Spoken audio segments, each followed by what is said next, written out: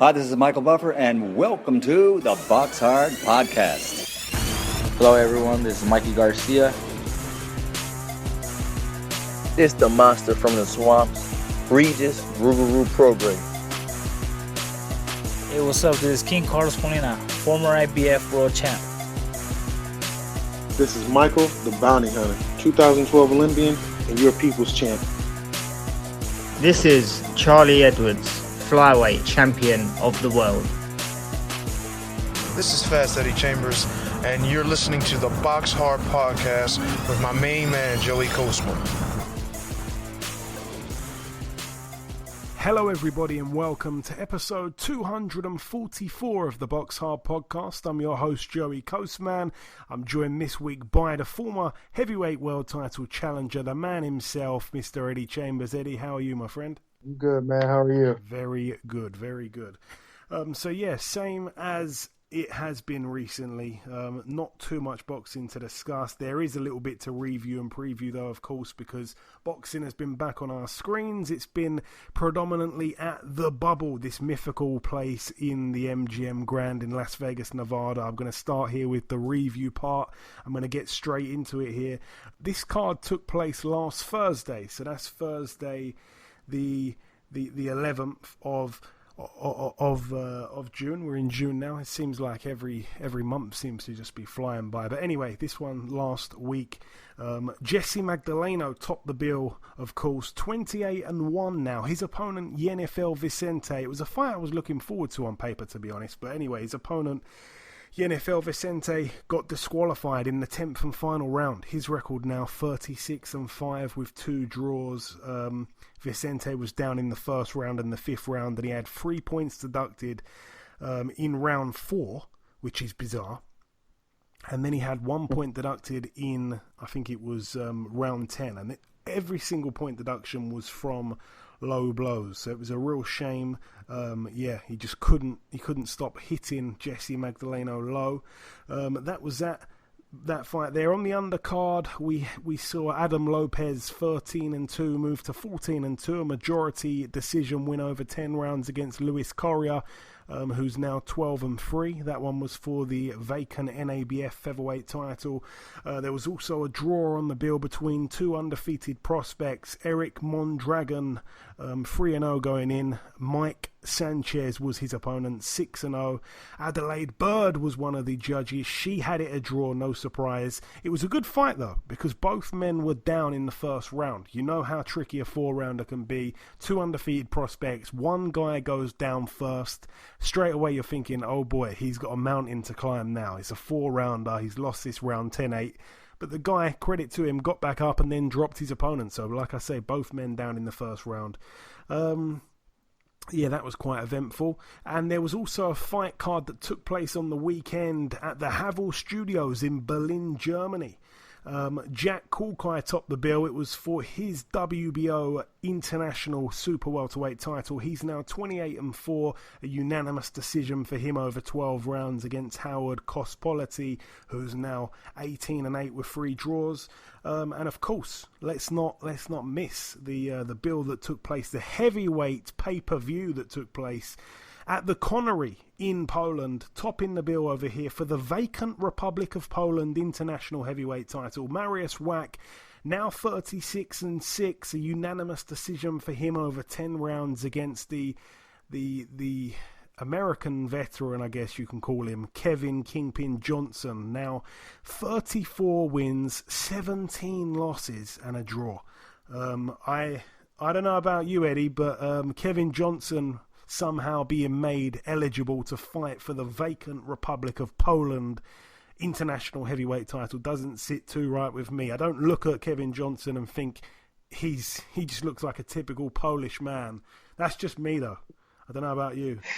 I'm with you on it, trust me. Kevin Kingpin Johnson. It's a shame he's got 17 losses, to be honest, because he's so much better than I think his record suggests. But anyway, that's that. We should also mention the result from this week. It took place on the 16th of of June. This Tuesday just gone, of course. It's getting a little bit confusing now with Top Rank doing shows on Tuesday nights and Thursday nights, but this one took place just a couple days ago. On the undercard, we saw Antonio DeMarco actually lose a majority decision over 10 rounds to Giovanni Santillan, who's 25-0. He's now 26-0. I think Santillan has been looked after quite a bit, to be honest, to get himself as far as 26-0. I think he's been managed very carefully, and a lot of people felt like Antonio DeMarco deserved the win, but some people calling that a robbery. It was very close. And of course, topping the bill, Joshua Greer Jr., a top-ranked prospect, a guy that's been on this show before. Nice guy, Joshua Greer Jr. They call him, I think, Mr. Night, something like that. He always brings a pillow to the weigh-in to signal that his opponent's going to go to sleep at some point. 22-1 with a draw going in against relatively unknown Mike Plania, a Filipino fighter. 23-1. His one loss came to Juan Carlos Payano, former world champion. No shame in that. It was on points as well. And he beat Joshua Greer. A humongous upset. Joshua Greer, obviously, I think he was ranked number 1 or number 2 in the WBO rankings, well in line for a world title shot. And he's took this fight here, obviously, as a bit of a keep busy kind of fight during the pandemic, and it's bitten him in the backside, unfortunately. Not quite sure how much he got paid, but undoubtedly he'll lose his ranking there. He was down in the first round and the 6th round. And it was the same shot that he got hit with both times. It was a big left hook from the Filipino fighter who seemed to kind of feint with a jab and then step in with a big left hook. You know what I'm saying? He'd feint kind of with the jab downstairs almost, and then, you know those ones, straight in the temple. And same shot, caught Greer out twice. Not really known as a power puncher, really, the Filipino either, but kind of exposed Greer a little bit. Greer has been down a number of times in his career now. It seems a real weakness of his chin there, but all the best to him. I'd like to see him come back. Of course, the preview part of the show, this one takes place later tonight, again at the Bubble in the MGM Grand Las Vegas. Over there, we get to see, it's quite a decent card, I guess. We get to see former world champion Jose Pedraza, 26-3, take on Mikel Lespierre, 22-1 with a draw. If I'm not mistaken, I think Lespierre is the guy that Maurice Hooker, I think, beat. I think that's where his one loss came from. Could be wrong. That's a 10-rounder there. And on the undercard, Gabriel Flores Jr., 17-0. He's in a 10-rounder against Josek Ruiz, 21-2 with 3 draws. On Saturday, we've got a decent show as well. I think it's also a Bob Arum show, but it's in Nicaragua. We've got Francisco Fonseca, 25-3 with 2 draws. We've seen him in there with the likes of Javonte Davis and Tevin Farmer, I believe. And he takes on Eusebio Osejo. It's not a great card, actually, looking at it once again there. And then, of course, next Tuesday, when they're back at the Bubble, Top Rank, we get to see a really, really good card. Probably the best card during this lockdown, to be honest. It's Tuesday, the 23rd of June. Not long to go now till it comes. There's going to be a defense of Andrew Maloney's WBA World Super Flyweight title. I think that's the first world title fight that's actually took place during this pandemic. Andrew Maloney was on the show a few weeks ago, 21-0, the Australian. He puts his belt on the line against Joshua Franco, 16-1 with 2 draws. I think the original opponent was supposed to be Oscar Negrete, who Joshua Franco's had 3 fights with. I think he won one of them or won 2 of them. He lost or drew the other one. Can't remember now. So they're very much evenly matched. And this is a very tough fight, actually, for Andrew Maloney on his American debut. So that one, honestly, I hope he wins because he's a friend of the show, but I wouldn't be surprised to see him upset there. And on the undercard, Christopher Diaz, 25-2, is in a 10-rounder against Jason Sanchez, 15-1. That's all the previewing, though. That is the reviewing, of course, as well. No real news to mention, so it's now time for Eddie's Lockdown Knockdown. But I will say, we've had a suggestion on a name change, Eddie. I told you about this, obviously, a couple days ago. But someone sent in Eddie's Chamber of Secrets, and I like that. I like that too. I ain't gonna lie, I like that. Yeah, I like that. That's nice. That's nice. Kind of like got a little bit of the Harry Potter thing popping off in there, but it's still nice and it's creative. I like that. I do like that. So we're sticking with the Lockdown Knockdown? I mean, you could say Lockdown, Knockdown. You can put it all together. We could just switch the name for each show depending on what it's about. I really don't care. But I do like the Chamber of Secrets. That is nice. Yeah. I ain't gonna lie. Shout out to the Mauler on Twitter. Good guy. Right. Yeah, so let's get into it, Eddie. So, last week we kind of left it at around about the John Sargent fight that you had in 2004 in June. Once again, we're going to try to keep this, not too long before we bring in our sole guest on this week's show. It's going to be another in-depth interview, this time with Kermit Cintron. And it's a great interview, believe me, so stick around for that. But the story this week, yeah, we left it, like I say, last week, around this John Sargent fight. I know that there was, a time that you went down and sparred with Hasim Rahman at this kind of time. I think you sparred with him. I think you were called in for sparring on 2 occasions, quite close together, if I'm not mistaken. So yeah, let's go from there. The John Sargent fight, like I say, took place in the late part of June 2004. After that came your first 10-round fight against Ron Guerrero. Just take the lead, Eddie. What are we going to talk about here? Well, we're going to go to that. We'll go past that Ron Guerrero fight. There was a few things in that fight that was interesting that I had to deal with. Obviously, camp was as usual, just working hard. But it was my first 10-round fight, so it was a lot of, now, granted, I've had 8-round fights and, previous to that. So it was like, it's only 2 more rounds. But that kind of thing is like now you're in title contention. Now you're in the championship level thinking of fighting 10 rounds. You know what I mean? So when I got in there, it was business as usual. You know what I mean? I remember getting a little tired, you know what I mean, toward the 8th and 9th round, mainly thinking just because, it's a 10-round fight. You know what I mean? You get a little nervous. You get a little worried about, going that 10-round distance. Plus, it was a tough guy. Like he wasn't going anywhere. I wasn't going to get him out of there. You know what I mean? He was going to stick around pretty much unless, the referee got an itchy finger. You know what I mean? And wanted to stop it a little early, but he wasn't going anywhere. And it was interesting. It was a good learning experience, but not really much to talk about in that regard. And then I think I fought Melvin Foster next, if I'm not mistaken. I will just jump in and say that Ron Guerrero is still active right now. What? Yes, he is. He's coming off a win. He's currently the American Boxing Federation American West heavyweight champion. I've never heard of that belt before, but yeah, he's still going. He got a win back in March of this year against Lorenzo Smith. But yeah, other than that, he actually hadn't won a fight for 7 years. But he's back with a bang. Wow, that's unbelievable. Ron Guerrero's still at it? He's still at it. Jeez. At the ripe old age of 46. Still at it. Hey, well, I guess it ain't. He was a tough one, though. He was a tough nut to crack. You know what I mean? He wasn't somebody who was going to go to sleep easy. You know what I mean? So I tried, but it just didn't happen. I outboxed him easily, but it wasn't as easy as it might have looked. And it's kind of crazy because this kind of puts me, and like I fought Melvin Foster after that. That was like I don't want to say an uneventful fight. I mean, I think I did pretty well with him, got him out of there.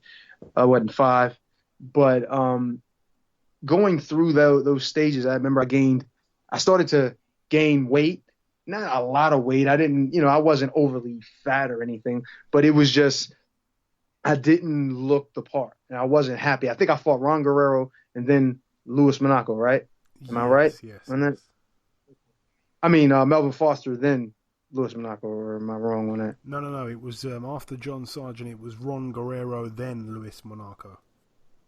Oh, okay. And then Melvin Foster, right? Yes. Cool. But those fights, you know what I mean? And I remember Luis Monaco was the guy who actually caught Buster Douglas after the bell and stopped him. You know, I don't know if you remember that, but he was the guy who did that, and it was like a big thing. But anyway, going through that to the fight that I had, it was actually my first. I think, my first televised fight. I'm gonna test your knowledge real quick here, Eddie. Luis Monaco, the fight before boxing you, who did he box? Damn.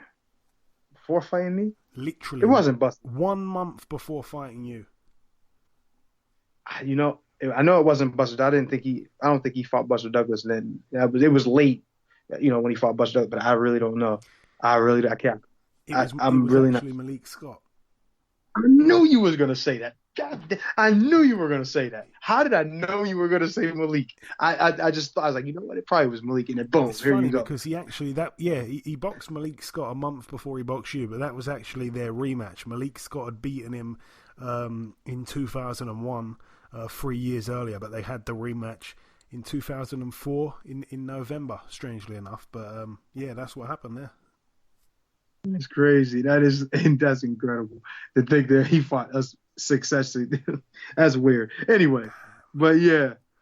And sorry, Eddie, sorry to jump in again. I just can't believe when I look at some of these guys that you fought. You know, like we're talking about Luis Monaco there.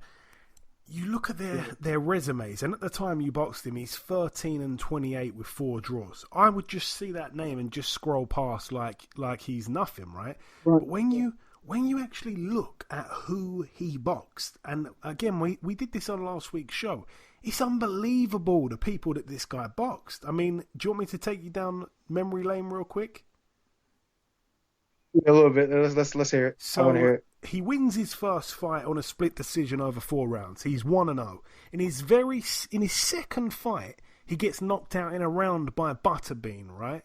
Then he comes back with a draw, then he loses, then he gets another draw, gets a couple of wins, another loss. Then he beats by KO in 5 rounds Peter McNeely, yeah?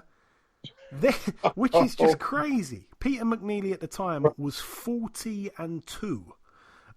You know, it was a year after the Mike Tyson fight, and he beats Peter McNeely, so he's the first man to beat McNeely after Mike Tyson did. After McNeely, he loses to Trevor Berbick, then to Michael Grant.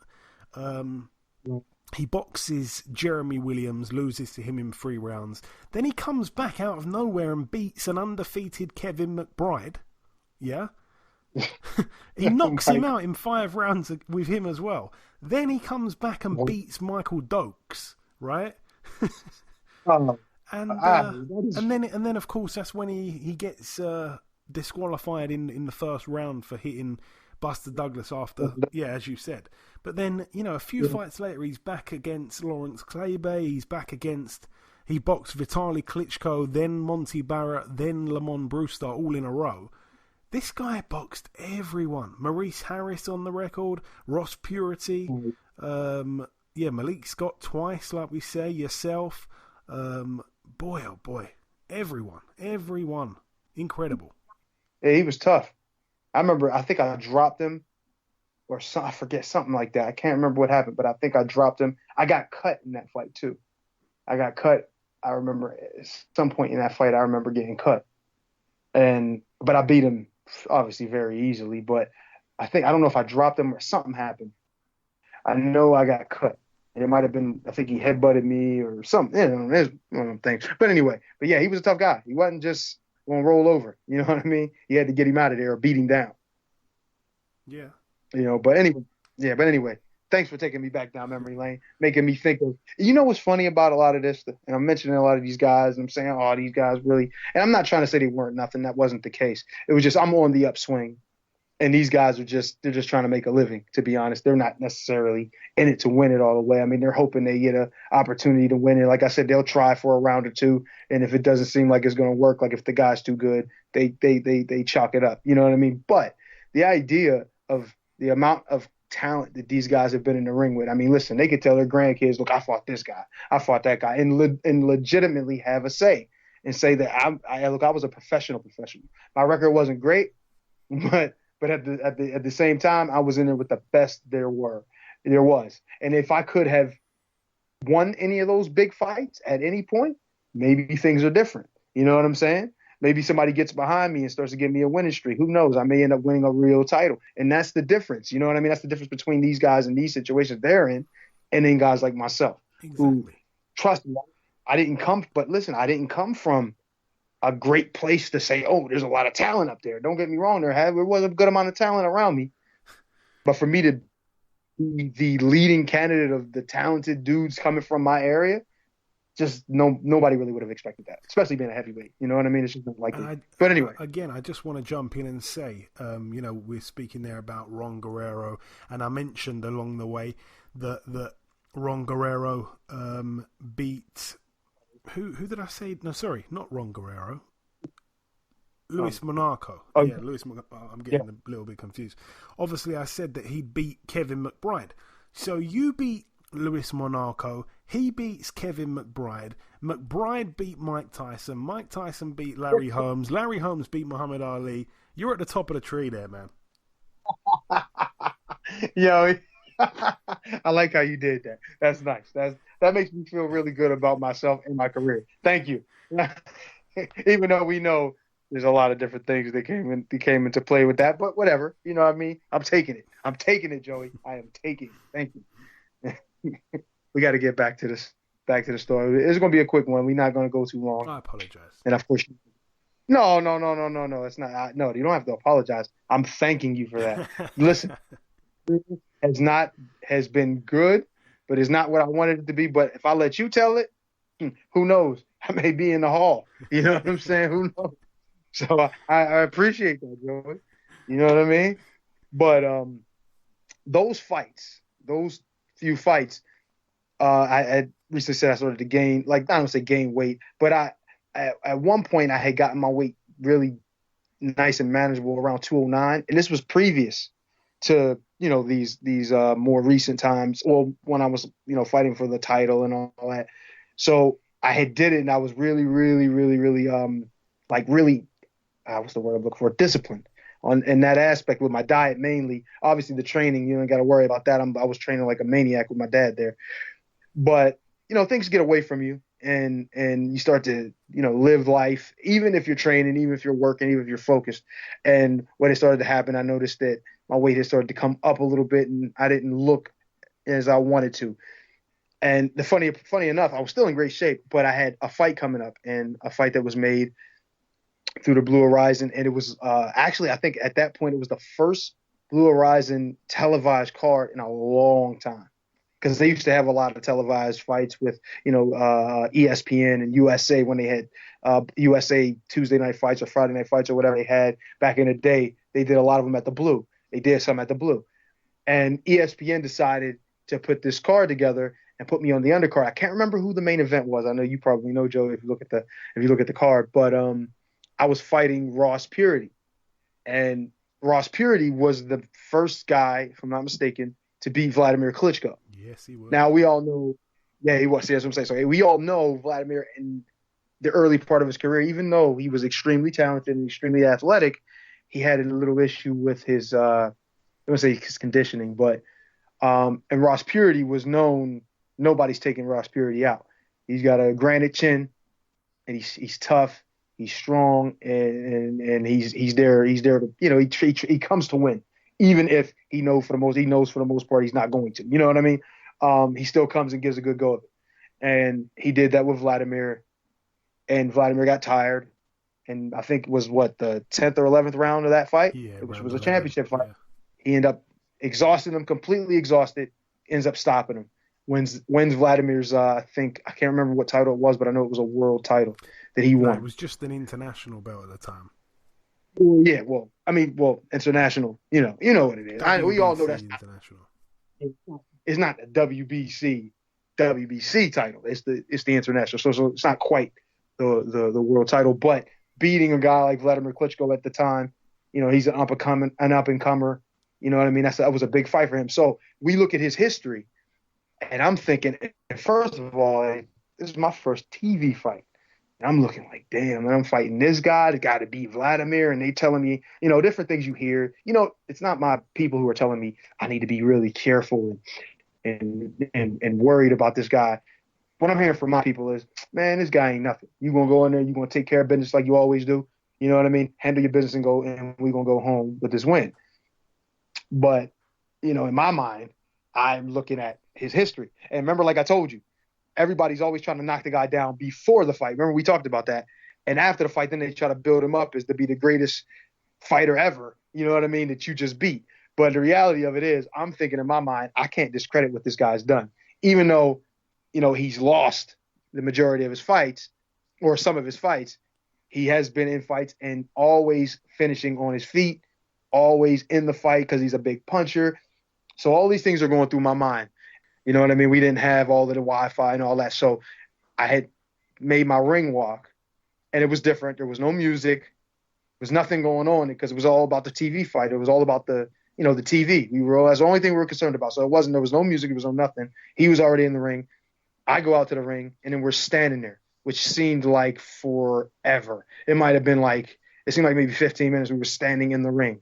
And we get in the ring, and normally I'm used to going around the ring, doing my normal thing, checking the ropes, like my dad always taught me to do. And instead, I'm looking at the ground, and it's like wires everywhere. Like literally like snakes. Like you can't put your foot there. You put your foot, you twist your ankle, fight over. Or you're going to really struggle in this one. You know what I mean? So I'm like, damn, you literally had to get in and stand in one spot till they did all their pre-fight stuff, all of the talk, or whatever, who was ever doing the whatever the talk was going, with the network, and we were just standing there, and I'm like, man, this is crazy. I've never been involved in anything like this up to this point, and I'm looking across the ring, and there's this big 6'3", 6'4", massive dude, and he, business on his usual face, like not looking nervous, not looking worried, but just looking like menacing to me, and all of these things are going through my, damn, he fought Klitschko. He beat Klitschko. He didn't beat this guy. Oh man, what's going? And all this stuff is going through my mind. And these times you got to go back and you got to look at what you've done. You know what I'm saying? You got to kind of boost yourself up, and you got to understand. Look, you know what I mean? This is what you basically are doing it for. You want this kind of competition. Look who I've been in the gym with. Look who I've sparred and beat up. You know what I mean? On my way here. You know what I mean? Those guys were better than him. They're more heralded than he is. I should be able to get in here and handle business. And eventually, like I said, the closer to the fight comes to the end, when they announce the names and all that stuff starts to fade, and it just becomes business as usual. You start getting more ferocious as you get closer to the fight, and then boom. And I remember getting in there, I was a little nervous, a little worried, because you're thinking about the power. You don't want to get caught, you don't want to get knocked out for your first loss on TV in front of all these people. But I'm in there, and I started to realize, midway through maybe like the first round, I'm like, man, this guy's just, he's strong, he's tough, and he's there, but he's not special. There's nothing like that he's throwing that is really like shocking. You know what I mean? And, I'm fast, I'm moving, and I'm making him, have to kind of stalk me. You know what I mean? But I'm not moving like I'm running. I'm just moving circles around him. You know what I mean? Kind of like I did with Samuel Peter later on. We ain't talking about that right now. But his footwork wasn't terrible. Like, he understood how to get to you. You know what I mean? But I have my hands up. My upper body movement was pretty good. Obviously, at that time, it's better now than it was then. But I'm not giving myself enough credit at that time, because I'm still in the process of, like, I don't want to take punches flush on my body because these guys are too powerful. If they hit me and hit my hands, my body with these little gloves on, man, they're going to break me in half. You know what I mean? I'm thinking that in my mind, not thinking about all of the work and all of the strength work I did, all of the things that I've done to get to this point. I'm just consistently knocking myself down. And then he starts to throw a few shots, and I just catch them like I would if I was in the gym. And it didn't feel like anything. I'm like, oh, okay, this guy, I guess he punched hard, but it didn't really bother me. And I remember he hit me with a clean shot. Boom. And I remember when I watched the replay of it, I think Teddy was on there at the time too. Teddy, oh, it was a good shot. You got to be careful. You can't stand in front of a guy, a puncher like that or whatever. And I remember taking a shot, and everybody got all excited. And I'm like, I didn't even feel that. I remember hitting me right in the head, boom, and I didn't even feel it. Like I didn't feel like you get hit with a shot. Sometimes you get with a really good shot, you'll know, damn, I'm dizzy or I'm hurt or my legs got a little weak or something from the effects of it. I didn't feel anything. And I'm like, oh man, so it's maybe I am a little tougher or maybe I'm a little better than I thought I was.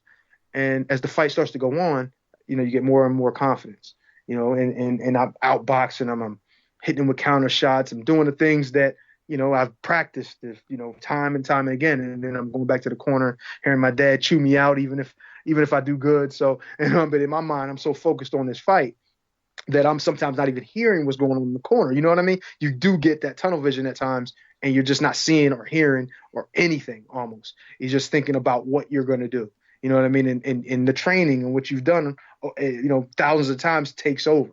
You know what I mean? If you're in good shape.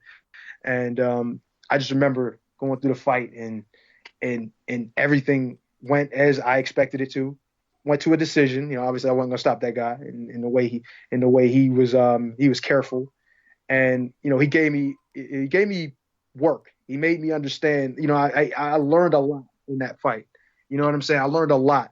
He helped me understand what it is to fight at that kind of a level. You know what I'm saying? And this, don't get me wrong, he wasn't elite. At that point, and he was kind of on a downswing, but he was still always there. You know what I mean? But he kind of said, this is the kind of thing you're going to run into when you fight big heavyweights and guys like this going forward. There's going to be guys that you can punch on all night long, and they're going to be able to take it and keep coming at you. And you just got to be able to use what you have skill-wise to, carry the night.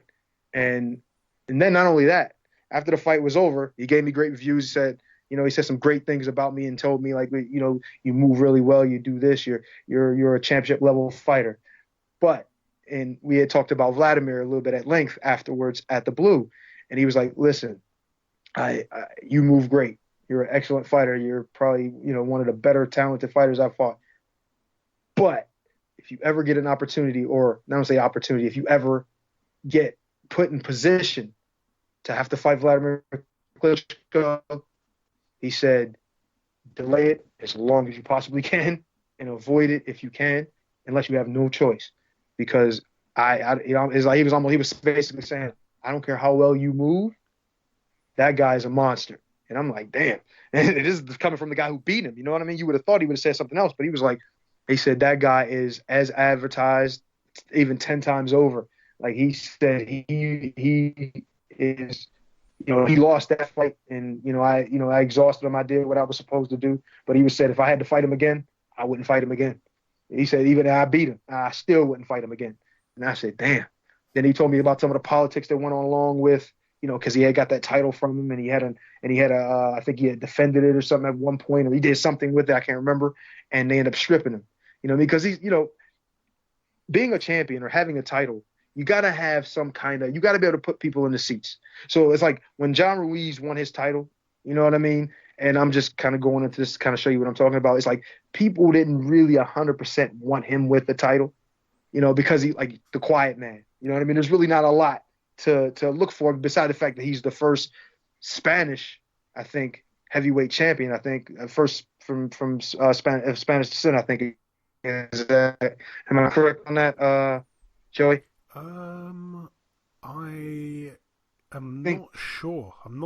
I know, obviously, Andy Ruiz became the first Mexican, but I'm not sure. Maybe he was the first Hispanic. Maybe.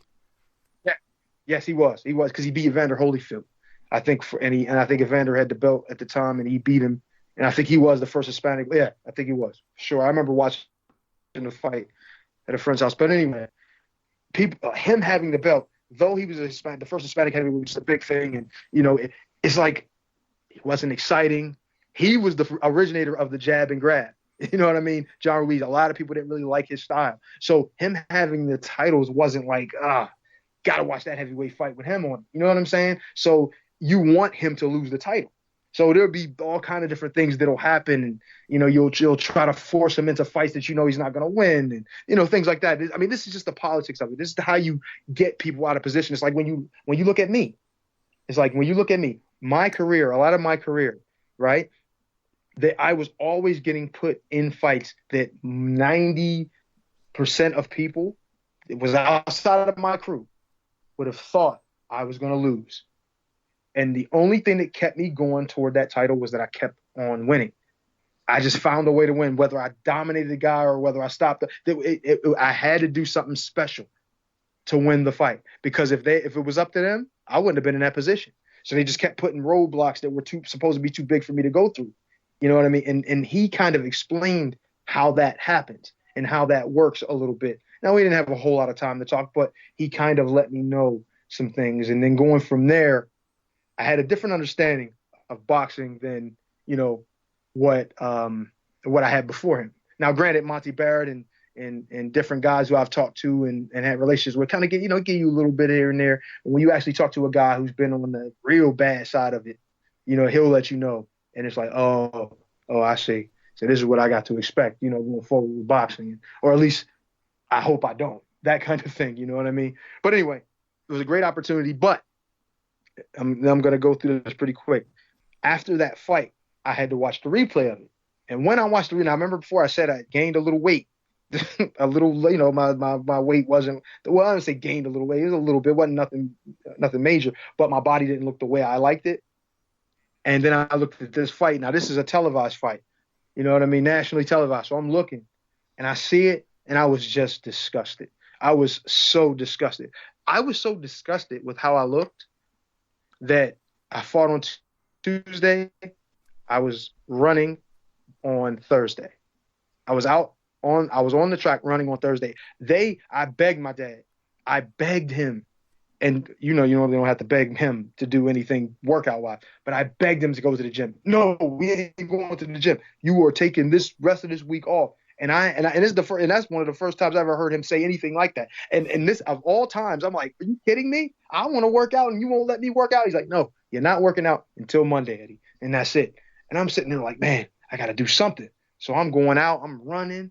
And after the fight, I think maybe a month or so after, we had got a call to go help Hasim Rahman, and this kind of goes into a situation where a couple of years before, I think, or a year or so before, I had the opportunity to go see Hasim Rahman in Bally's for his fight with John Ruiz, and it was kind of all tied to the Monty Barrett camp situation, and because they had the same managers, so they kind of had, we'll have Eddie come down and spar with him because he was good work for Monty. So, I went and worked with Rock, and I'm going to be honest, first time I met him wasn't the greatest time. He was not the best person to be around at that time. Whatever was going on with his team and personal things, he just wasn't a good person at the time. He had a crazy attitude. Like when I walked up to him, this is Hasim Rahman, former undisputed heavyweight champion of the world. I'm like, yo, I want to go up and talk to this guy. I want to shake his hand.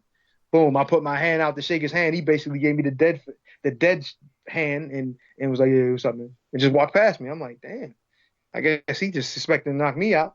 But then I had an attitude. So I go in there and we spar. And I felt like I did well, really well. And then I'm also finding out through that scenario that they have us doing 5-minute rounds. I'm like, hold up. And I'm fresh off a fight. You know what I mean? I'm like, damn. So I'm fine with it because, like I said, I'm fresh off a fight. I'm good. I'm in good shape.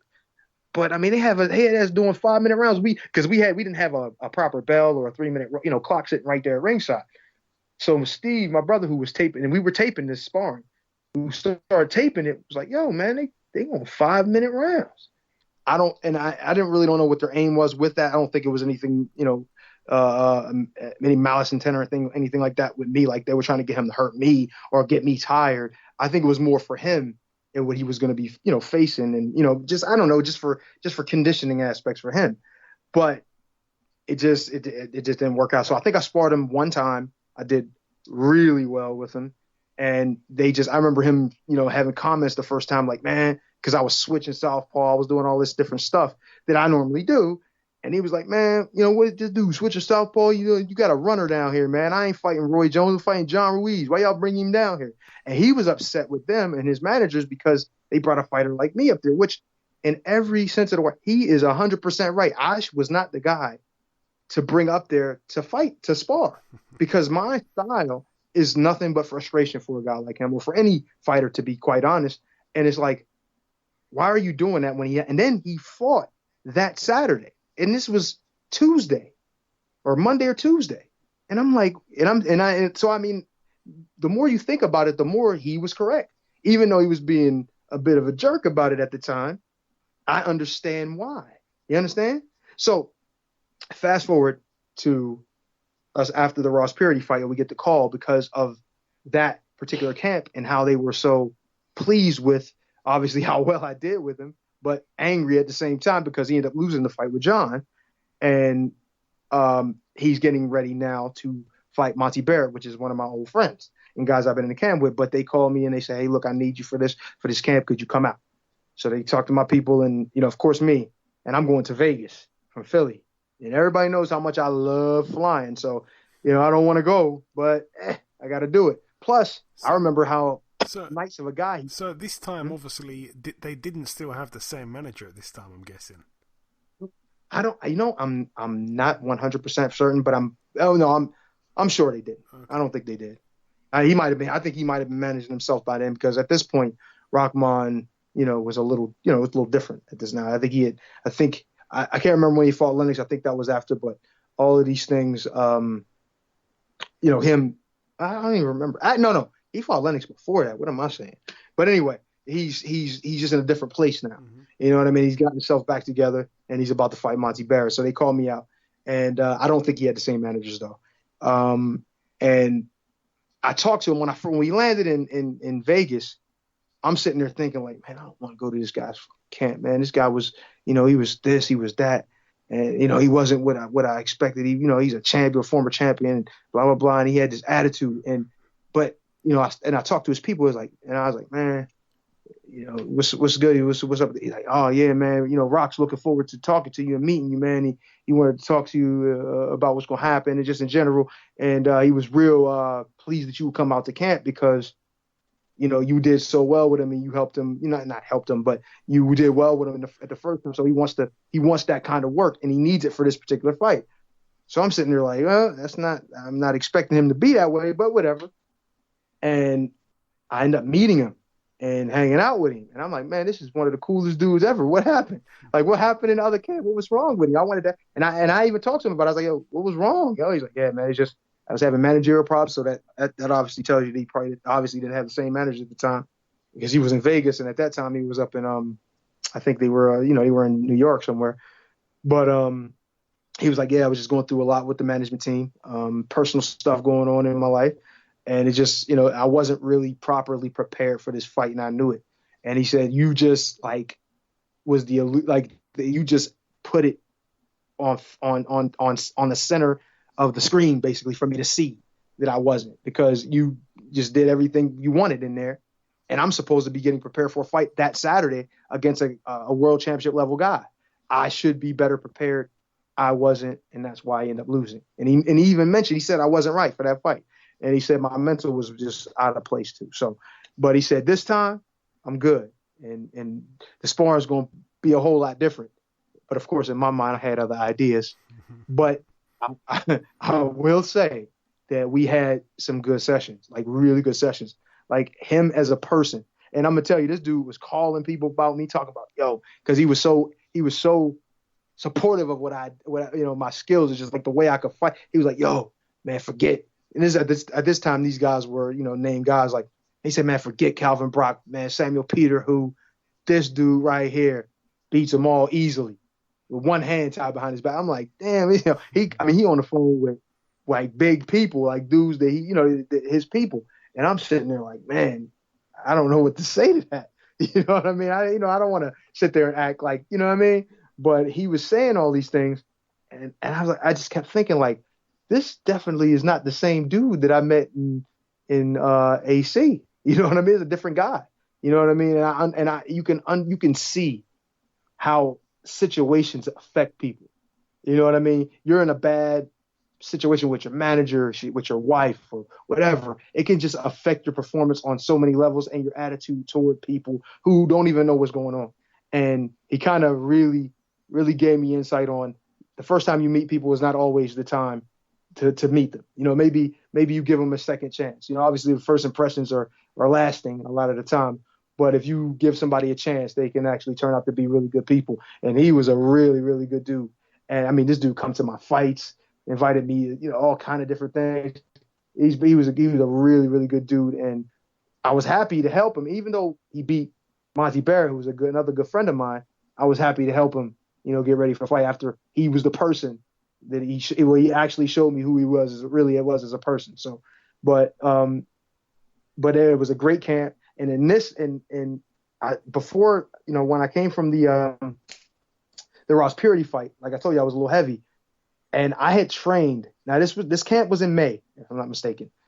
I had trained from that moment after the Ross Purity fight all the way to that particular point, that camp, through that camp. Then after Hasim's camp was over, after Rock's camp was over, I went back home, and there was another camp that they called me to go spar because I had to fight then September 9th of that September 9th, the following month after the August, when I went back home from Hasim Rahman's camp. You know what I'm saying? So I had been training for what? May, June, July, about 5 months.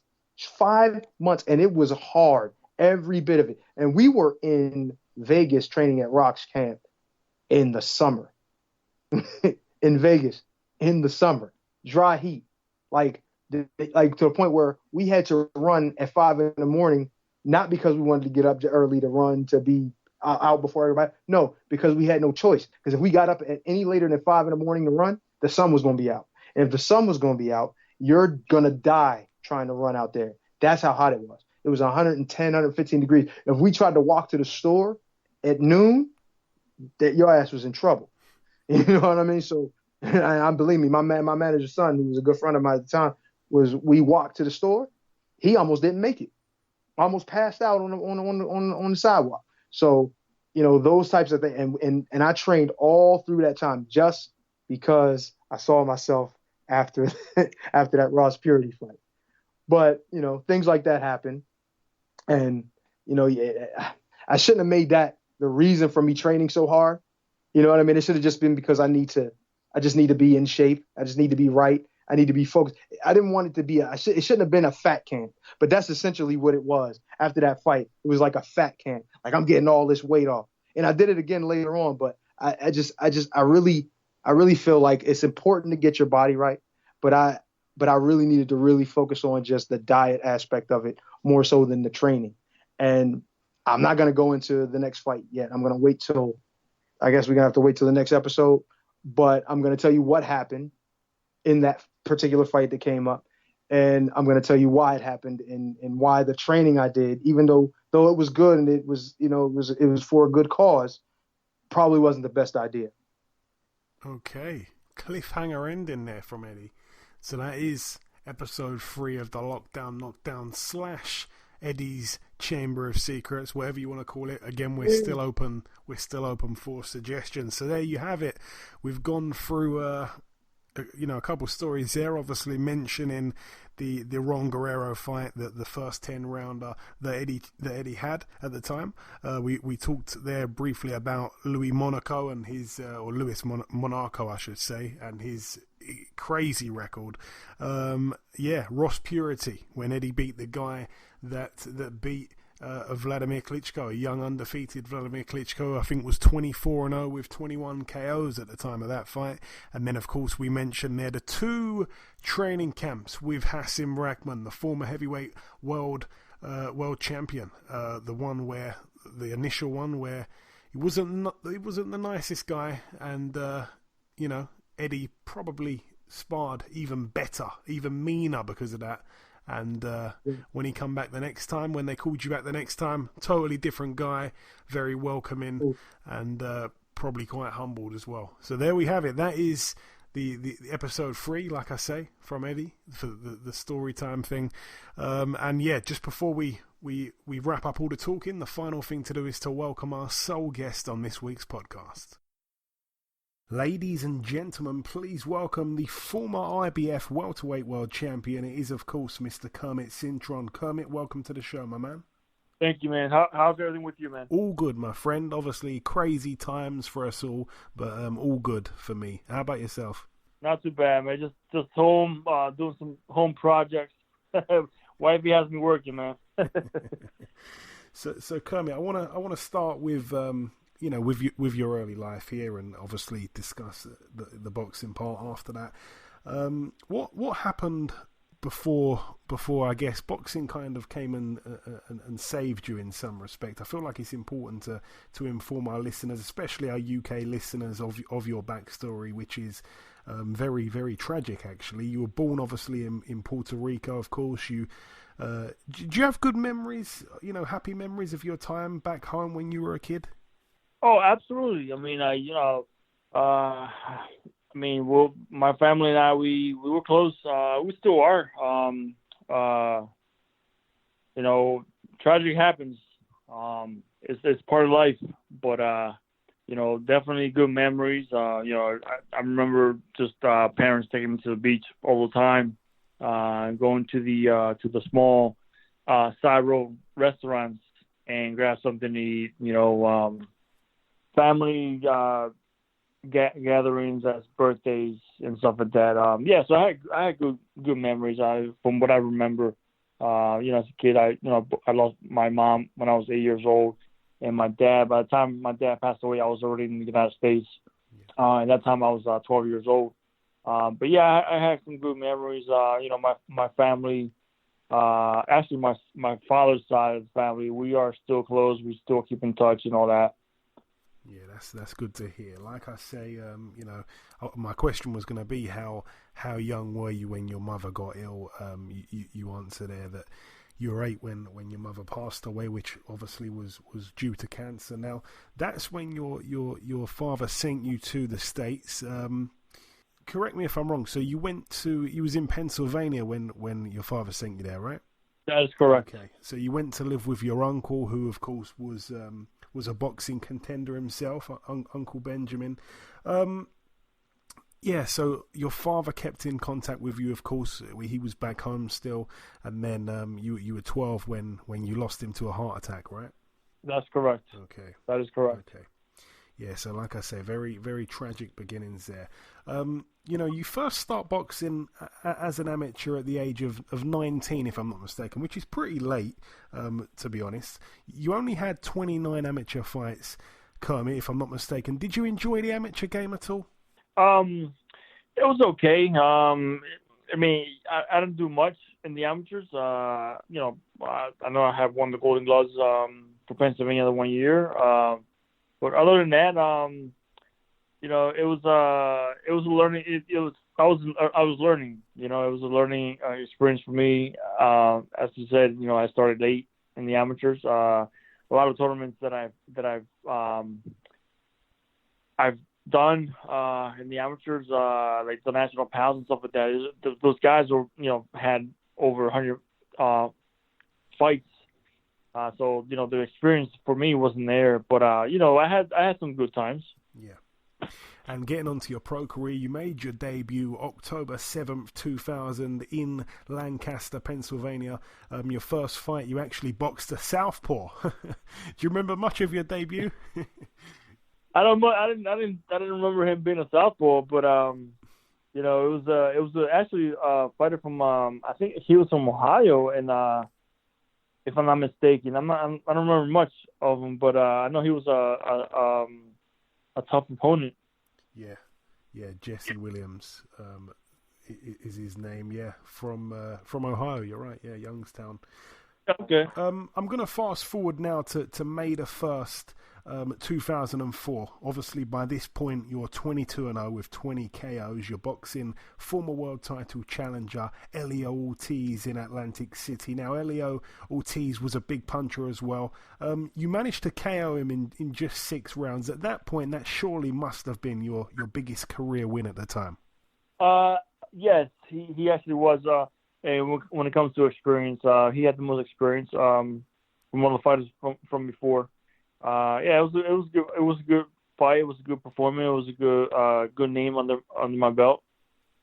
And your next fight obviously would be against Teddy Reed for the NABF welterweight title and the interim WBO welterweight title in a fight that ends in a knockout win for yourself in 8 rounds. Now, last week we spoke to Nate Campbell, former world champion, and he talks about how hard Teddy Reed could punch. I think they shared a sparring session once. He said he could really punch. But you got your man out of there. Do you remember much about that fight there? Could he punch? Oh, yeah, absolutely. He was actually the biggest puncher of my career till I fought, what the heck is his name? He's from the Philly area. Just a recent fight, not so long ago, like maybe 2 years ago.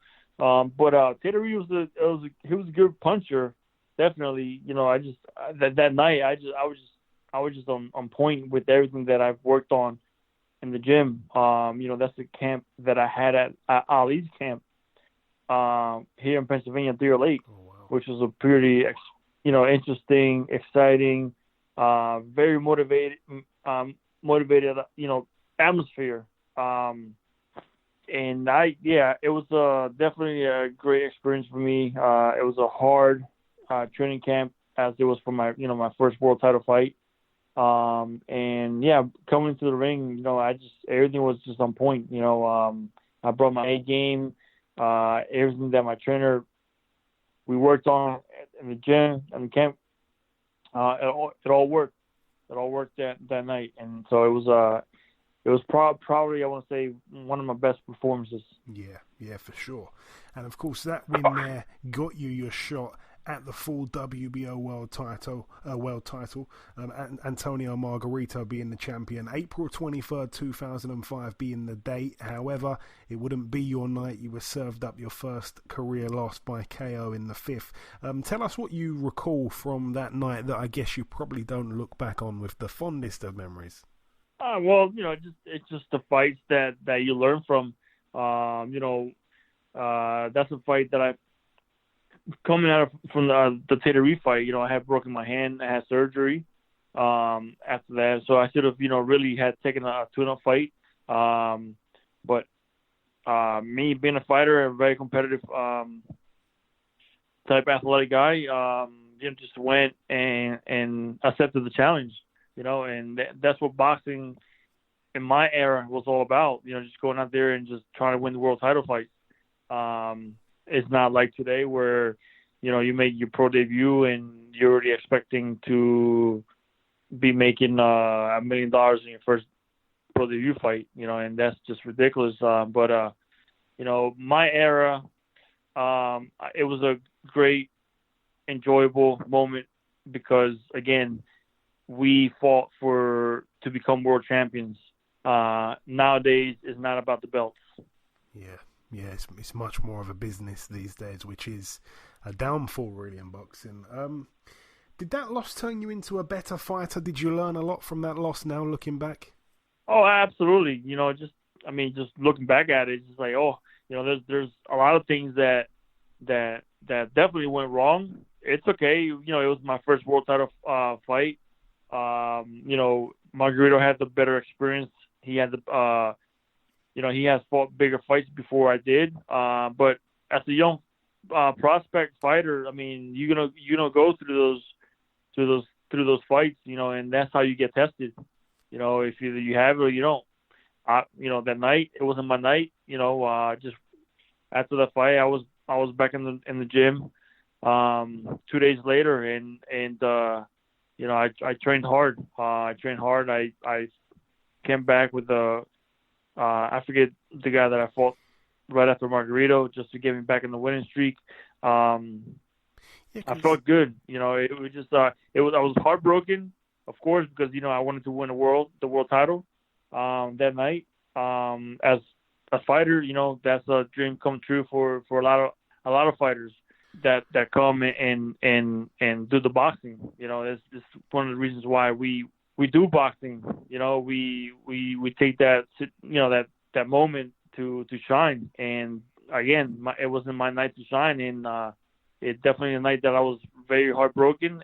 But having a good good team behind me, very supportive family and team that kept me up. Yeah, because you mentioned there you came back against Francisco Parra, but you were actually out of the ring for almost a year and a half following that defeat. I was going to ask, what kept you out the ring for that period of time there? Oh, I had, I still, my hand was not properly healed. And as time went on, contract with my promoter at that time was Main Events. They had dropped me, so it was tough for me to get fights on top of that.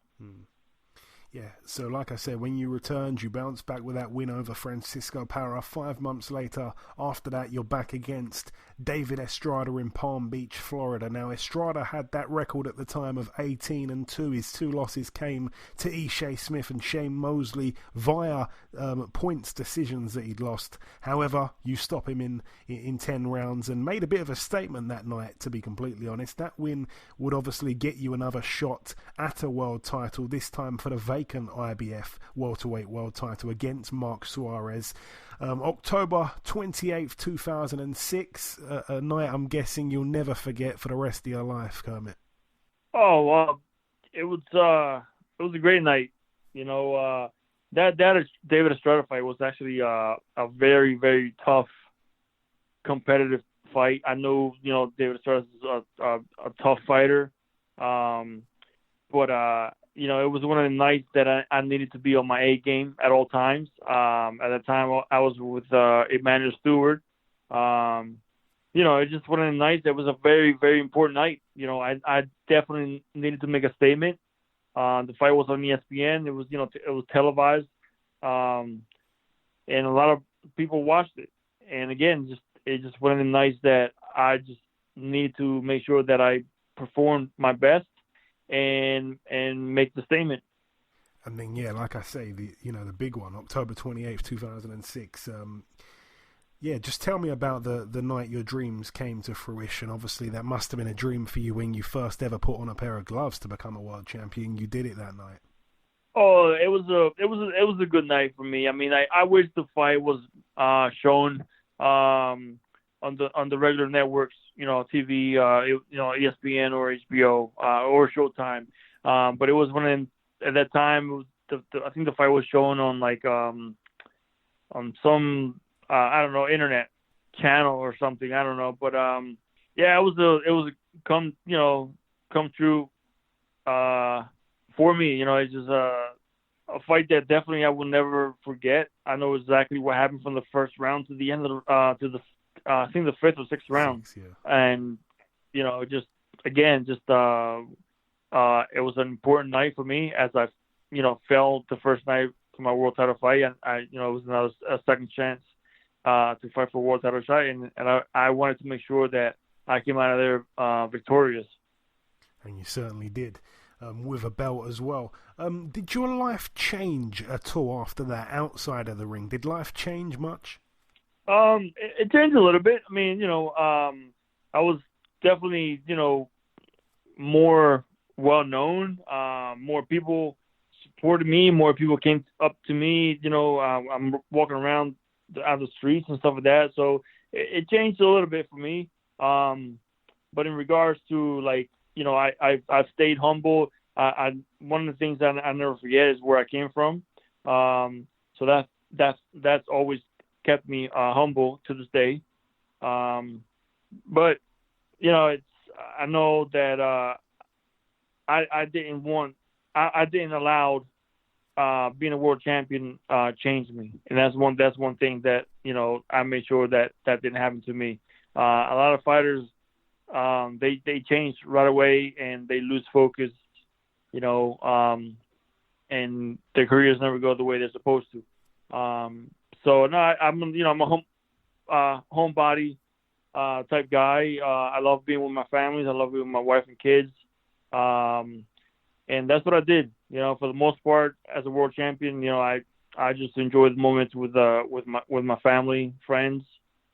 That's pretty much it, man. Yeah, that's I support that 100%. That's the way I'd do it if somehow I won a world title. But 9 months later, you made your first defence against Walter Matisse. It took you only 2 rounds to stop him. No one ever knocked him out that quick before or after that night. Tell us about that. Again, Matisse, it runs in that family. They can all punch. He's definitely a good puncher.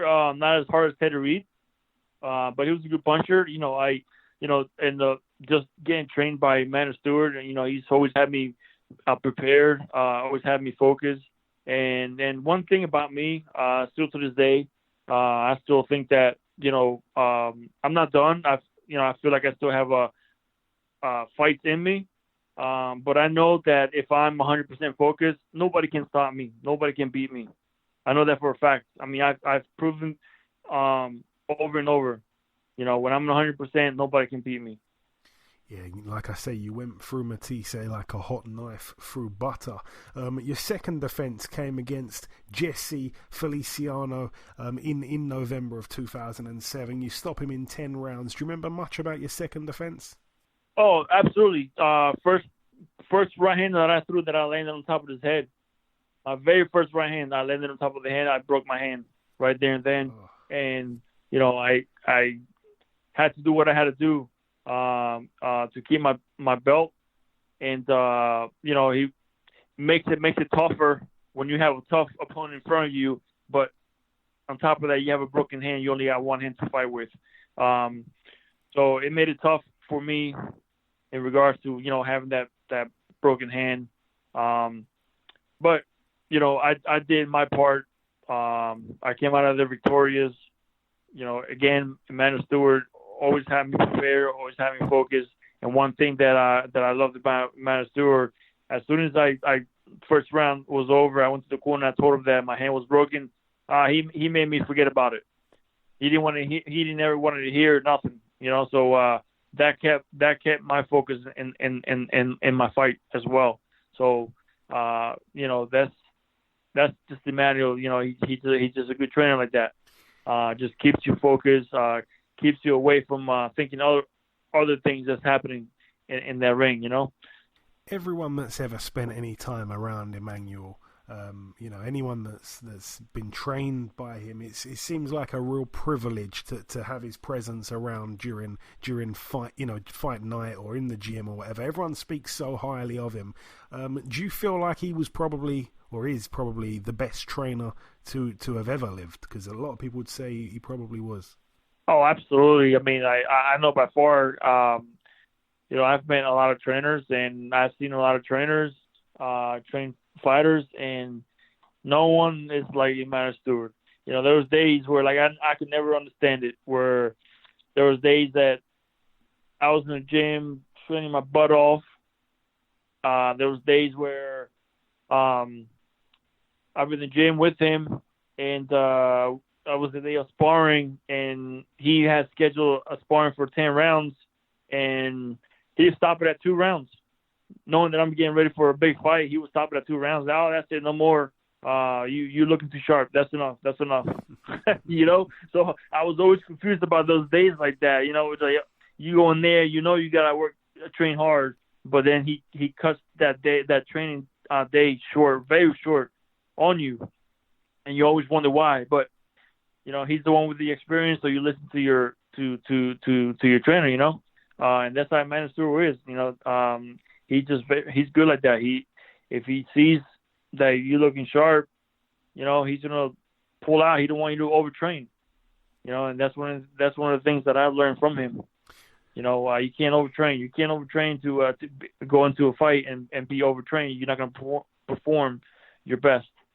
Yeah, I love hearing stories about a great man because they're just phenomenal. Like I say, one of the most the biggest and best influences on boxing in recent years, be it inside and outside of the ring. Absolutely, and hey, and keep an eye on Javen Hill, Sugar Hill, mm-hmm. who's his nephew, and also Jonathan Banks. Those 2 guys, man, they're going to be great trainers, just like Emmanuel Steward was, and they were both under Emmanuel Steward. They both learned the game. And Javen Hill, he actually trained my fight. He worked my corner at the David Estrada because Emmanuel Steward he was with Wladimir Klitschko in Spain, so he couldn't make it. Okay. Just in time for my fight. So Javen Hill, his nephew, worked my corner, and you know, he's just another Emmanuel Steward.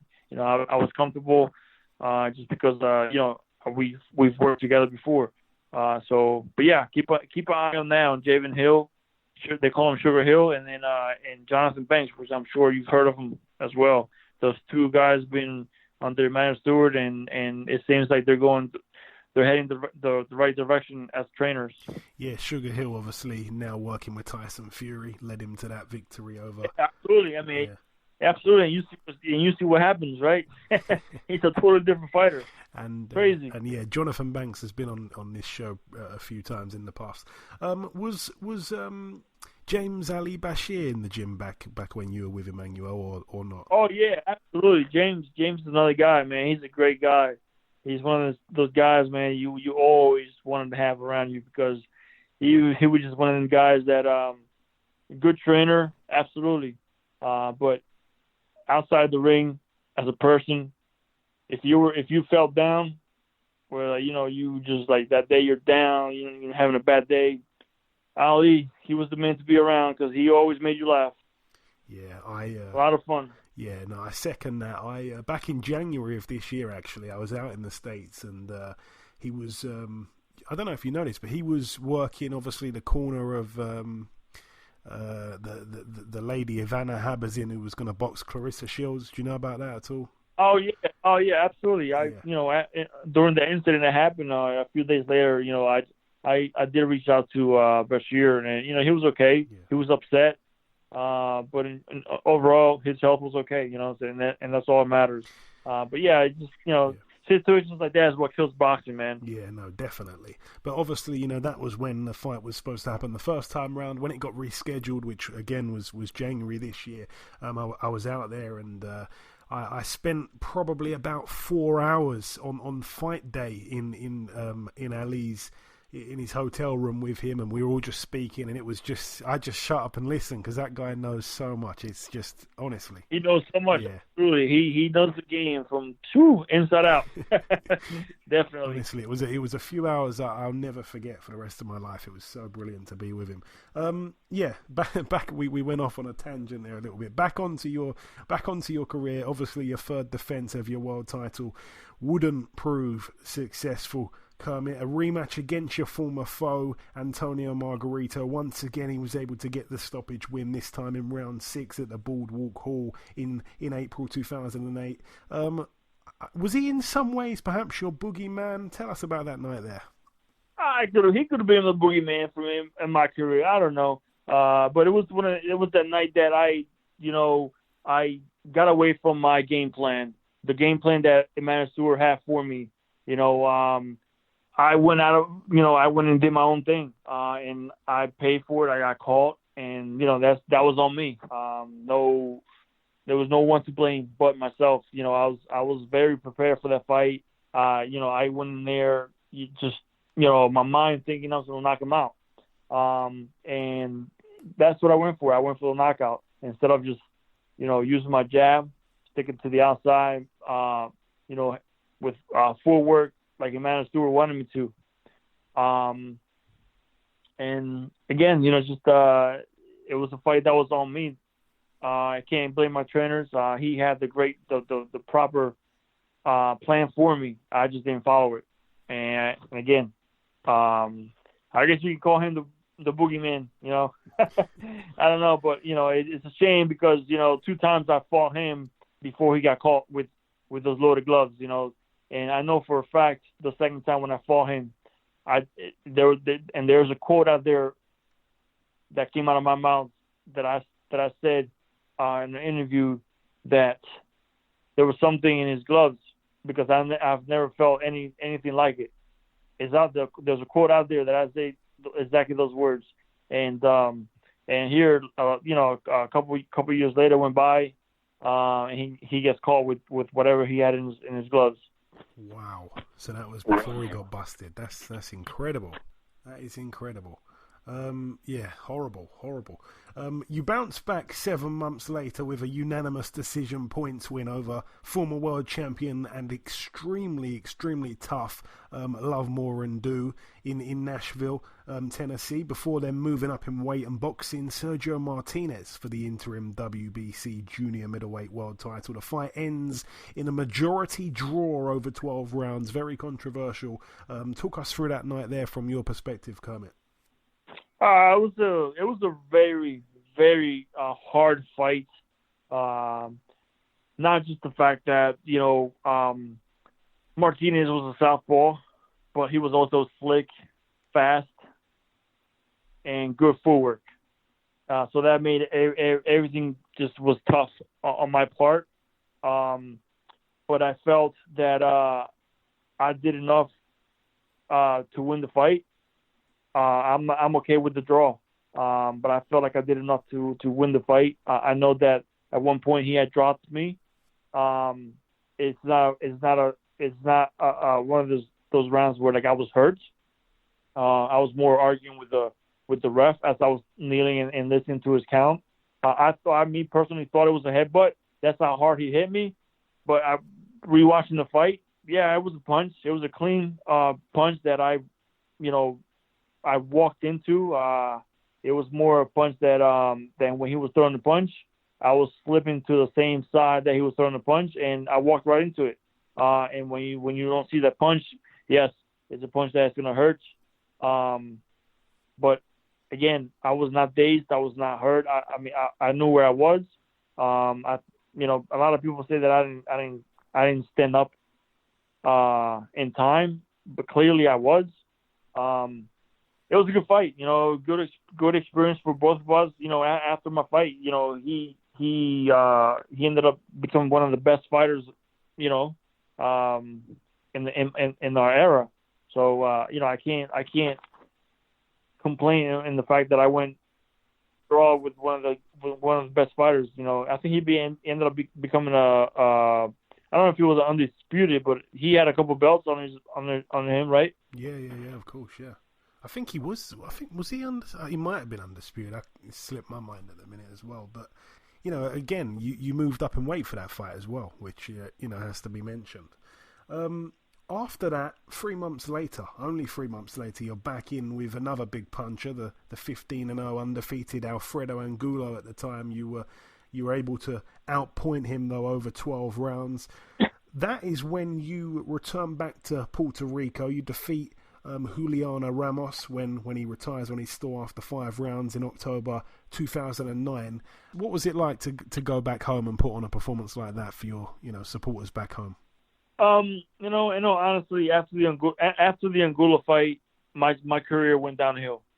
I think I had done enough in my career to have earned the bigger fights, the bigger paydays.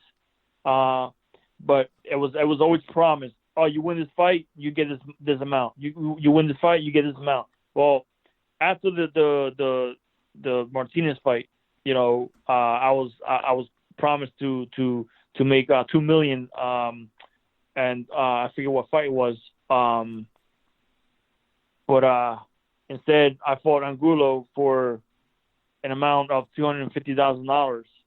Okay, after that fight, I was promised if I had won that fight, I was definitely going to be making a couple $1 million. Well, after that fight, I ended up fighting. It was more of a tune-up fight. It was not a challenging fight whatsoever. It was not a big fight. It's not a fight that I really wanted. But at the time, they wanted to keep me busy, and I took it. But after the Angulo fight, my motivation in boxing just went down out the door. I wasn't motivated as much anymore as I was before. Yeah, and again, after the Angulo fight and after the homecoming in Puerto Rico, that's when things get real crazy. I rewatched it back. Today. May 8th, 2010, at the Home Depot Center in Carson, California, you boxed Paul Williams, a man you were supposed to unify with, but that fight never ended up happening when you were both champions at welterweight. Here you are, though, boxing him at the weight above in a non-title bout. The fight just ends under the most bizarre circumstances. I, again, rewatched it today, but I still can't quite understand how you even fell out of the ring that hard. It was crazy. It was like an invisible person pushed you.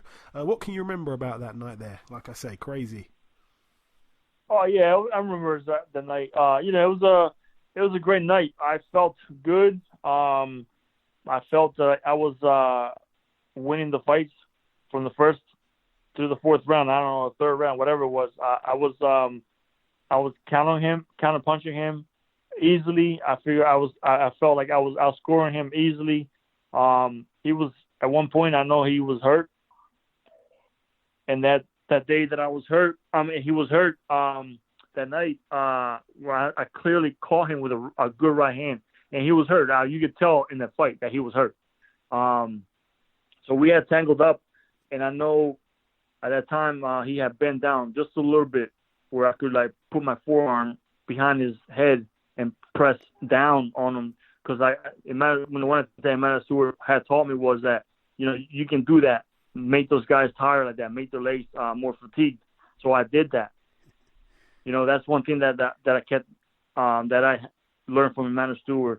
And so after that situation happened, he fell from all the pressure that I was putting on him. He fell down, and with the pressure that I had on him when he fell down, it just took my momentum away that I just couldn't really control myself. And that's how I just fell out the ring. When I fell out, I hit a TV monitor on the side of my back, side of a rib back area, and knocked the wind out of me.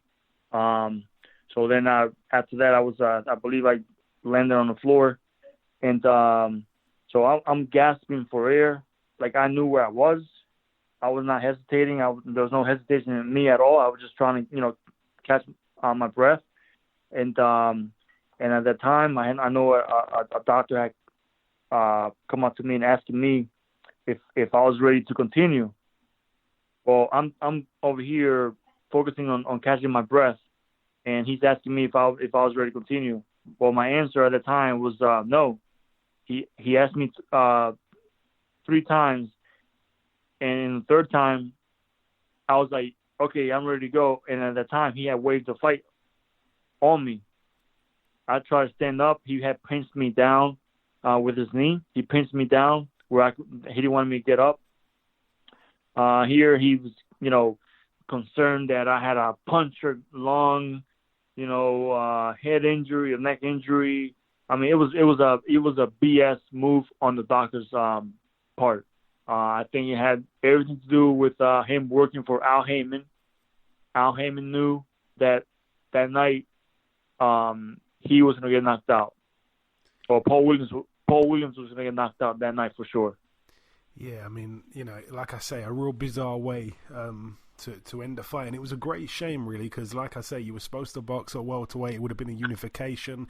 You box, quite a while after, non-title bout, and then just as it's kind of heating up, if you like, it ends like that. And you were mad as hell when they put you in that stretcher. Looking back, you were going crazy. Oh yeah, absolutely. I mean, I don't understand why they couldn't give me. From what I remember, I think I had 5 minutes to and to get him back into the ring. Yeah. And it's a shame, and I know for a fact that they had. I'm telling you, they had changed the scorecards. I know for a fact they had changed the scorecards, because you don't have one judge have it 40-36, and then one judge having it, to Paul Williams, and then one judge or 2 judges have it for Paul Williams. I think it was a BS move. And I'm telling you, it had everything to do with Al Heyman. Al Heyman had Paul Williams. That's his mentor, manager, whatever he is today to the fighters, advisor. I don't know. He's got so many titles under him. I don't know what to call him: promoter, manager, advisor, what. But in my opinion, I think he had everything to do with it. Have you ever seen the film The Usual Suspects? No, I have not. Okay. There's a character in The Usual Suspects called, it's going to be kind of pointless me telling you this now, but if you ever watch the film one day, I call Al Heyman the Kaiser Soze of boxing, because there was a character in the Usual Suspects called Kaiser Soze who, it's a long story, but basically he was kind of like, I guess, everyone was really scared of this guy. He was like at the top of the mafia chain, but no one had ever even seen him. And in the end, it turned out he didn't even exist. Everyone was working for this invisible man, you know? Yeah, that's funny. Yeah. You guys had to text me that. Yeah. That way I have it. I can remember, and I can probably rent it or watch it somewhere. Yeah. It's one of the classic films, but I will warn you, if you watch it, nothing in it makes sense at all until like the last minute of the film. Then it all comes together and it ends beautifully. It's really good. Oh, that's always the best movies, man. There you go. So definitely watch that one. You were out the ring for 14 months after that before stepping back in against the eventual IBF Junior Middleweight World Champion Carlos Molina. The fight took place back at the Home Depot Center in Carson, California. Again, more bad luck for you this time. You lost a unanimous decision over 10 rounds. What do you remember of that night there, Kermit? Like I said to you, man, I was sick of boxing. Now I wasn't as motivated anymore. Again, after the Anguilla fight, my motivation for boxing was gone. I was just doing it because I love fighting. And I didn't do it for the money.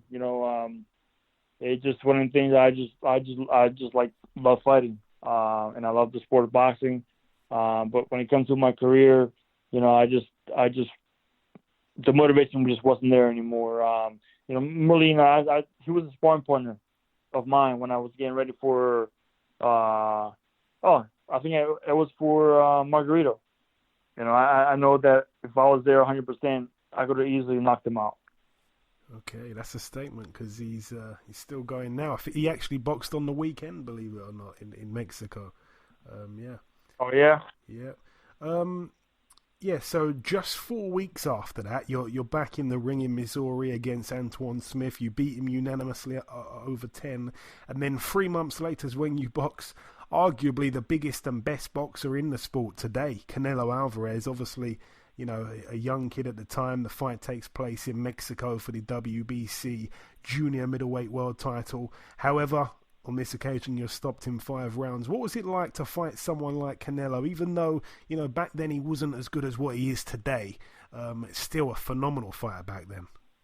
In all honest, I fought better at precisions. Again, I fought bigger punchers. Teddy was a bigger puncher than he was at that time. And then again, he was only a kid. I think he was like 20, 21 years old when I fought him.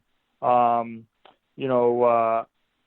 Martinez, to me, in my opinion, he's a better, slicker fighter than Canelo was at that time, as well. Again, it's just one of them nights that, again, my manager was able to get me that fight. I didn't ask for it. It was just handed to me, And I guess when you don't try, I guess everything is, false in front of you. That's a fight that I took in 3 weeks' notice. I fought in his hometown in Mexico City or wherever the fight was. I was not impressed with him in regards to back then. I was not. Today I am impressed with him, but back then I wasn't.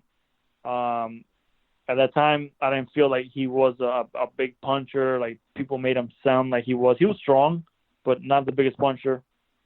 They made him look to be. But overall, I see him today. Oh, absolutely. I mean, I'm impressed with him. Absolutely. Yeah, you can't not be. He really is probably the number 1 or number 2 pound for pound guy. After that Canelo fight, you're out the ring for another, fairly long time. I think it was 16 months before coming back against Adrian Granados in Chicago. The fight ends in a split draw. Did you feel you did enough to get the decision that night? Oh my God, I think I dominated every round except to maybe I gave him 4 rounds at most, and you know it was a ridiculous decision. Again, I thought I clearly beat him, but a draw is a draw. Whatever it is, what it is. How they have it a draw, I don't know. I guess because that's his hometown. I don't know. Yeah. I was definitely disgusted with the decision, but again, you know, it's boxing, and if you leave it up to the judges, you're gonna get screwed. Yeah. Granados, you know, he was involved in a few decisions that I felt he should have actually got the decision at times, but that was probably one which, you know, he was probably lucky to get a draw. So just whizzing through the final stages of your fights pretty quickly here. You then embark on a 6-fight win streak, despite taking a 2-year hiatus in between fights 2 and 3. You then had that technical draw against David Grayton in 2017 when the fight got stopped due to an accidental head clash. You were in the ring just 3 months later against Tyrone Brunson. That's the guy you were, I think, thinking about when we talked about big punchers. Oh. To this day, he's probably the biggest puncher. Yeah, because that was a very strong. Sorry, go on. He was strong, and he definitely was powerful. Definitely could punch. Absolutely. It's a shame that his career didn't go further than what it has, because he's a fighter that definitely could have been in trouble. As he was with me, he was definitely in trouble in every round, and he just puncher's luck, you know, I guess is what you want to call it. Yeah, because you had him down twice in the 4th, and then he had you down, I think, 3 times in the 5th. Is that right? That's correct. Yeah, definitely twice. And the 3rd knockdown was more of a push than anything else. And of course, you know, the ref is looking out for your health. Yeah. So he definitely stopped the fight prematurely, in my opinion. But I got to give it to Tyrone Brunson. He definitely came to win. And then, in your final fight, a no contest after 3 rounds when you were cut due to an accidental headbutt against Marcus Taylor in February 2018. So it's been over 2 years now, but you don't really sound like you're officially done. I see a tweet that you tweeted out a few weeks back, you know, saying that you'd come back to box a list of names. Is it really just that list of names? Like, where's your head at right now? Are you thinking about fighting again, or will it just be for those guys? I would listen. I'm only 40 years old. I'm a guy that started at the age of 19. I don't have my body's not beaten down like have other fighters have. I feel great. I feel like I'm 25 years old. I know that if I'm 100%, I know I can get back on top, get back in the rankings. I just need a fight that will get me back in the rankings, and definitely would definitely could make more noise in the boxing world. But right now I'm also in discussions with in transitioning to MMA. There's been offers out there for me. Bellator has offered me a few fights. It just, it's a shame because I was supposed to fight in March and all this happened. So that everything got screwed with making my MMA debut. But I definitely will come back to boxing if I can just get a guy that's top 15. Even I don't care if it's number 15, number 14, number 13, doesn't matter. Just a guy that's ranked, get me back in the rankings, and I can definitely make more noise. And I just need some motivation. That's all. Just need a little bit of motivation to get back in there, and I can definitely make some more noise in boxing. And coming down to the final few questions, Kermit, I like to ask this. I like to ask, who has been the biggest puncher you've ever faced? You kind of answered it already. It's out of Brunson and gosh, forgot his name for a Teddy second. Reed. There we go. Yeah, Teddy Reed. One of those guys? Definitely Tyrone Brunson. Definitely. Okay. And who would you say is the best opponent you've faced? I think you're going to probably say Sergio Martinez. Sergio Martinez, 100%. And during like your, I guess, best stages of your career, when you were motivated, when you were on form, when you were a reigning world champion, was there anyone that you wish you'd have had the opportunity to fight, but it never quite happened? Miguel Cotto. Miguel Cotto was a fight that should have happened. It's a fight that should have happened. I mean, there was no excuses for any other promoters that had us not to make that fight. And so far, again, I usually ask this question to guys that have, retired. It's been a few years. They're definitely not going to fight again, but you're still a little bit on the fence at the minute. Have you got any regrets? Any regrets? If you could go back in time and change something, have you got any regrets? I think that I should have went and I regret not taking the Paul Williams fight. In the beginning, there was talk to fight for the world title. He had the WBO and I had the IBF. But there was two offers for me. One was the Paul Williams fight, and for the two world title fights, we'll fight for the two belts, his belt and my belt, or have fought and rematch with Margarito. Well, of course, me being big-headed in regards to being a very, very competitive athlete, I went with the guy that I lost to. But I think I should have went with the Paul Williams fight. I know I had no doubts that I would have knocked that guy out, and my career would have went maybe a different route. Who knows? Good question here that I'm going to kind of put you on the spot for a little bit. We like to ask this one to everyone that we speak to from overseas, Kermit.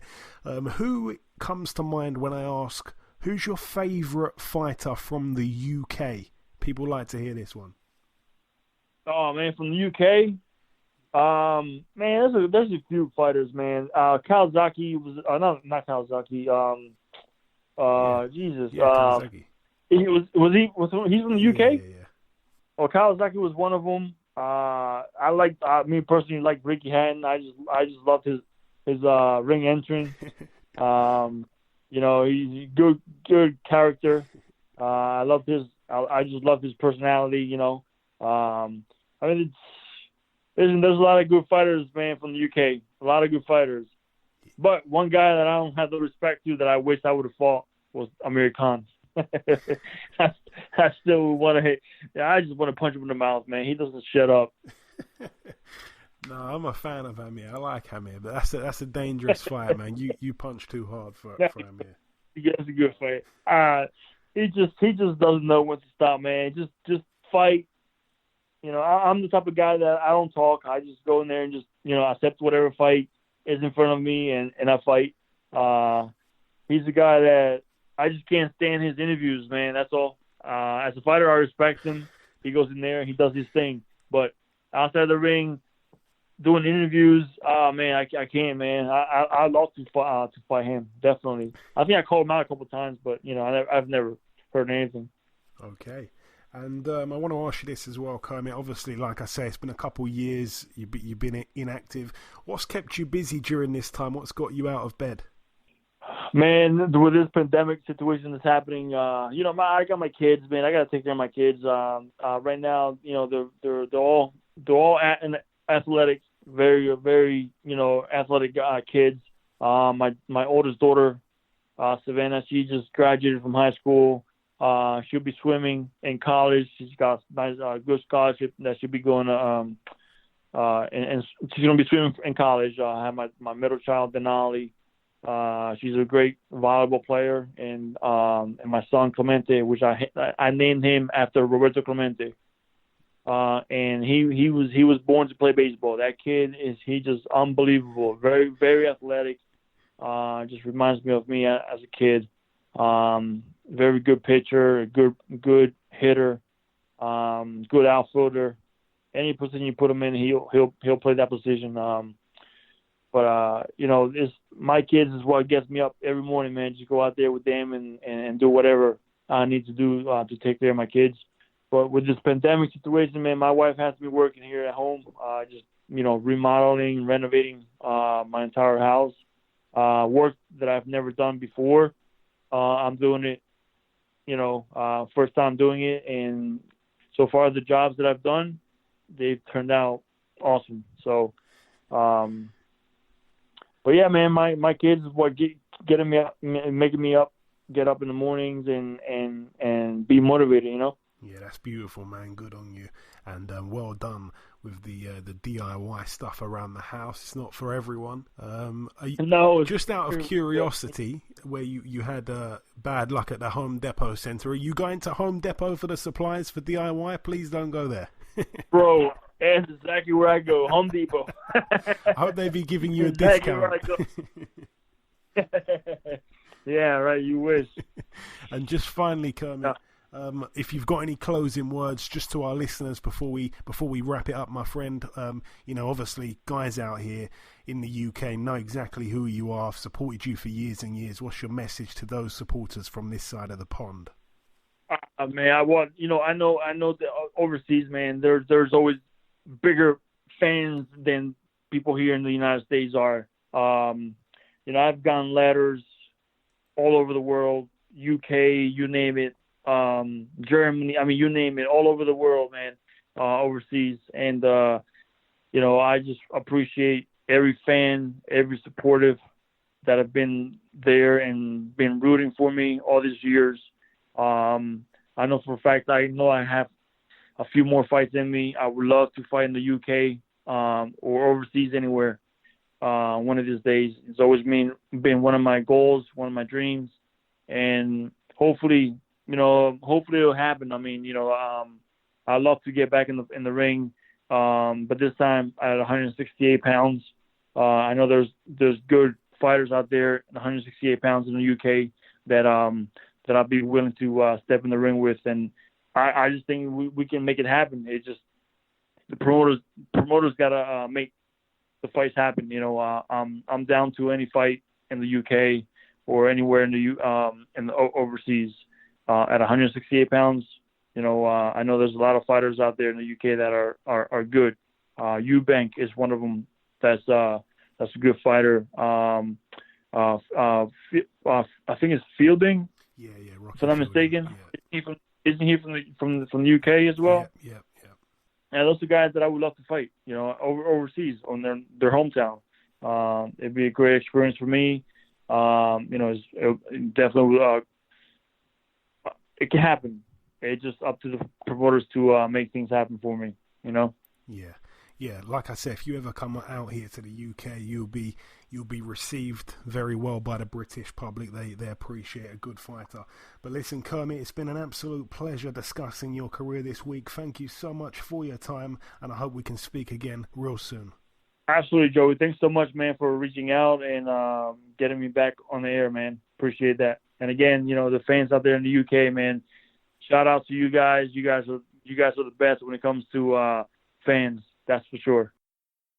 Okay, and this wraps up episode 244 of the BoxHard Podcast. I've been your host, Joey Coastman. The former heavyweight world title challenger, Eddie Chambers, has been with me for the duration of the show. A massive thank you to our sole guest on this week's podcast, the former IBF Welterweight world champion, Kermit Cintron. There has been a break of news. We spoke about it earlier on in the show. In the preview part, we discussed the fight card that's taking place later tonight, Jose Pedraza against Mikel Lespierre. Well, I think it was Lespierre's trainer that's tested positive for COVID-19, so that fight has completely fell through. Instead, the Gabriel Flores and Josek Ruiz fight has been elevated to the main event, so that's big news there. That's a real shame. That was set to be a good fight. Frank Warren today has announced that he is coming back with 3 British title fights. The first one's going to take place on the 10th of July. It's a Friday. It's taking place inside the BT Sports studio. The first fight is going to be Brad Foster defending his British title against James Beach.